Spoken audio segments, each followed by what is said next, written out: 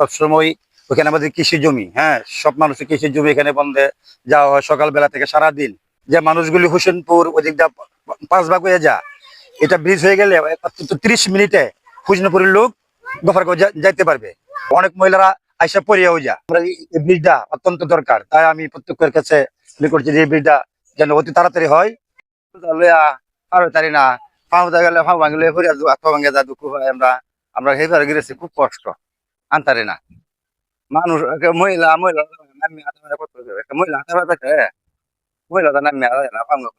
মহিলা নামে খুব কষ্ট। আমরা কষ্টই আর কিছু কষ্ট নাই। আমরা ব্রিজ দিলে এটা দিয়ে আপনার দুই থানা যোগাযোগ, এদিক দিয়ে আপনার যাইতে আপনার অনেক অসুবিধা হয়। আমরা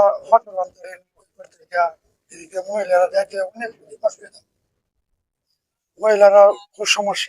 অনেক মানুষ মানুষ বলার মতন কিছু নাই। এরা প্রতিদিন বাবরগাঁও থেকে হোসেনপুর থানা যোগাযোগ এলে খুব ঘনবসতি মানুষ, আমরা সয় সয় সম্পদ হই পারে।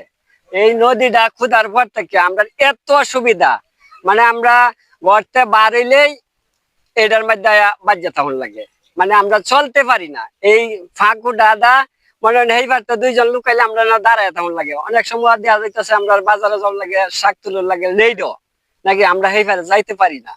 এই কারণে আমরা এই ব্রিজটা খুবই দরকার। আর বিশেষ করে মানে একটা মহিলা আইলে, মানে আমার জীবনে আমার বাচ্চারে যতটুকু কুলনা লইছি, মানে আগলা বাচ্চারে আসছে বেশি কুলো লইছে এই ফাঁকুতে।